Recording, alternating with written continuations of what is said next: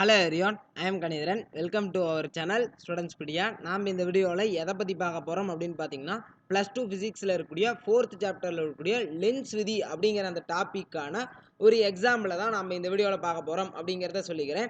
Okay, அதாவது இதுக்கு முன்னாடி வீடியோவில் வந்து பார்த்தீங்கன்னா லென்ஸ் விதி அப்படின்னா என்னன்னு சொல்லிட்டு பார்த்தோம். அதுக்கான ஒரு முக்கியமான எக்ஸ்பெரிமெண்ட்டையும் பார்த்தோம். இந்த வீடியோவில் அதுக்கான இன்னொரு எக்ஸ்பெரிமெண்ட்டை தான் பார்க்க போகிறோம். ஓகே, ஃபஸ்ட்டு வந்து பார்த்தீங்கன்னா லென்ஸ் விதி அப்படின்னா என்னன்னு சொல்லிட்டு ஒரு தாட்டி ரீகால் பண்ணிடுறேன். லென்ஸ் விதி வந்து பார்த்தீங்கன்னா, தூண்டப்பட்ட மின்னோட்டத்தின் திசையானது எப்போதும் அதன் உருவாக்கத்திற்கு காரணமானதை எதிர்க்கும் வீதத்தில் அமையும் அப்படிங்கிறதா லென்ஸ் விதி. அதாவது எங்கேயாவது ஒரு மின்னோட்டம் தூண்டப்பட்டுச்சுன்னா அந்த தூண்டப்பட்ட மின்னோட்டத்தின் திசை வந்து பார்த்தீங்கன்னா அதன் உருவாக்கத்திற்கு காரணமானதுக்கு ஆப்போசிட் டைரக்ஷனில் தான் இருக்கும் அப்படிங்கிறது தான் வந்து பார்த்தீங்கன்னா லென்ஸ் விதி. ஓகே, இந்த லென்ஸ் விதிக்கான எக்ஸ்பெரிமெண்ட்டாக பார்த்துடலாம். ஃபஸ்ட்டு வந்து பார்த்தீங்கன்னா நீங்கள் என்ன பண்ணுறீங்கன்னா கால்வனாமீட்டர் பொருத்தப்பட்ட ஒரு கம்பி சுருள் ஒன்றை எடுத்துக்கிறீங்க. இந்த கம்பி சுருளில் வந்து பார்த்தீங்கன்னா இப்போ வந்து மின்னோட்டம் அப்படிங்கிறதே சுத்தமாக கிடையாது. ஓகேங்களா, சும்மா சுழி இது மின்னோட்டம் தான் இருக்குது. இப்போ என்ன பண்ணுறீங்கன்னா ஒரு காந்தத்தை எடுத்துக்கிறீங்க. ஓகேங்களா, வடமுனை தென்முனை ரெண்டும் கொண்ட ஒரு காந்தத்தை எடுத்துக்கிறீங்க. இந்த காந்தத்தை சுற்றி வந்து பார்த்தீங்கன்னா காந்தப்புல கோடுகள் அப்படிங்கிறது இருக்கும். இப்போ என்ன பண்ணுறீங்கன்னா இந்த காந்தத்தை நீங்கள் வந்து இந்த கம்பி சுருளுக்குள்ளே கொண்டு போகிறீங்க. அப்படி கம்பி சுருளுக்குள்ளே கொண்டு போகிறப்போ வந்து பார்த்தீங்கன்னா இந்த கம்பி சுருளில் இருக்கக்கூடிய காந்தப்புல கோடுகளோட எண்ணிக்கை அதிகரிக்கும். இங்கே காந்தப்புல கோடுகள் அப்படிங்கிறது வேற ஒன்றும் கிடையாது. இந்த ப்ளூ கலரில் லைன் பண்ணி காட்டியிருக்காங்க பார்த்தீங்களா, இதெல்லாம் தான் வந்து பார்த்தீங்கன்னா காந்தப்புல கோடுகள்.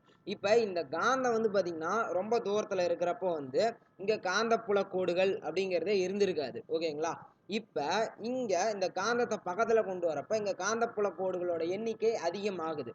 காந்தப்புல கோடுகளோட எண்ணிக்கை அதிகமாகிடுச்சுனாவே வந்து பார்த்தீங்கன்னா காந்தப்பாயம் அப்படிங்கிறது அதிகரிக்கும் அப்படிங்கிறது எல்லாருக்குமே தெரிஞ்ச விஷயம்தான். அதாவது காந்தப்பாயத்தோட டெஃபனிஷனே வந்து பார்த்தீங்கன்னா ஒரு குறிப்பிட்ட பரப்பு ஒன்றின் வழியே பாயக்கூடிய காந்தப்புல கோடுகளை எண்ணிக்கை. ஓகேங்களா, இந்த பரப்பில் எவ்வளோ காந்தப்புல கோடுகள் பாயுதோ அதுதான் காந்தப்பாயம்னு சொல்லுவோம்.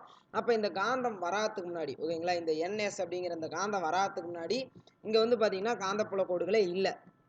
ஆனால் இந்த காந்தம் பக்கத்தில் வரப்போ வந்து பார்த்தீங்கன்னா காந்தப்புல கோடுகளோட எண்ணிக்கை அதிகமாகுது. அப்போ அங்கே காந்தப்பாயமும் அதிகமாகுது. ஓகேங்களா, இப்போ நீங்கள் பாரடேயோட விதிக்கு வாங்க.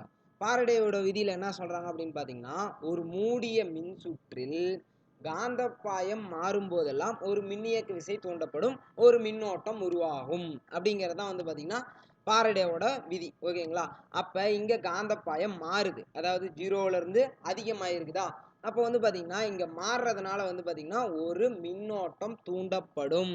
ஓகேங்களா, அதில் எந்த விதமான சந்தேகமும் கிடையாது. இது வரைக்கும் நல்லாவே புரிஞ்சிருக்கும்.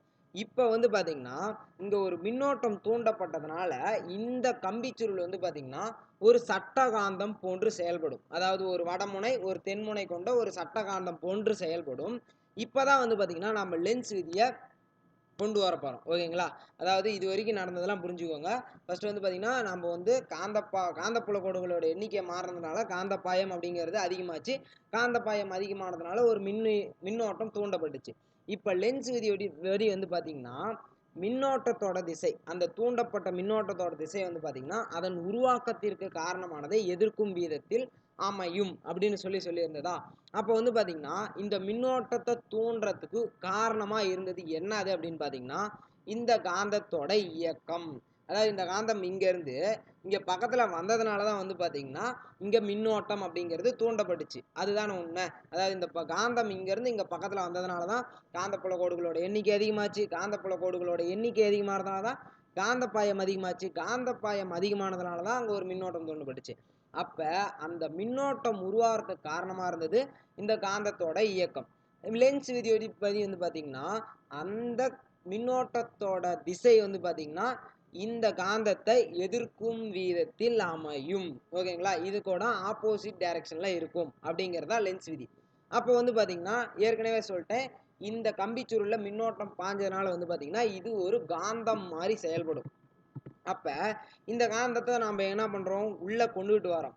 அப்போ மின்னோட்டத்தோட திசை வந்து பார்த்தீங்கன்னா இதை எதிர்க்கிற மாதிரி இருக்கும். அதாவது இது வந்து பார்த்தீங்கன்னா உள்ளே வர ட்ரை பண்ணுறப்ப இது வந்து பார்த்தீங்கன்னா அதை எதிர்க்கும். அதுக்கு வந்து பார்த்தீங்கன்னா இது வடமுனையாக இருக்கணும். இப்போ இது வெளியே போக ட்ரை பண்ணுது, அதாவது இந்த வடமுனை வந்து வெளியே போக ட்ரை பண்ணுதுன்னா இது தென்முனையாக மாறி இதை ஈர்க்கும். ஓகேங்களா, அப்போ இந்த காந்தத்தோட இயக்கத்தை இது எதிர்க்குது. அதாவது இது முன்னாடி போனால் இது பின்னாடி அனுப்புது. இது பின்னாடி போனா இது முன்னாடி அனுப்புது. ஓகேங்களா? அப்ப அந்த தூண்டப்பட்ட மின்னோட்டத்தோட திசை அதன் உருவாக்கத்திற்கு காரணமா இருந்த இந்த காந்தத்தோட இயக்கத்தை எதிர்க்கும் விதத்தில் அமைகிறது அப்படிங்கிறது இதன் மூலம் தெளிவாகிறது. ஓகே, அவ்வளவுதான். அதாவது இதை ஒரு 2 தாட்டி படிச்சு பாருங்க. ஒரே பேஜ் தான் இருக்குது. 2 தாட்டி படிச்சு பாருங்க. இந்த படத்தை ஒரு 4 தாட்டி பாருங்க. உங்களுக்கே நல்லா புரிஞ்சிடும். ஓகே, பாய், தேங்க்யூ.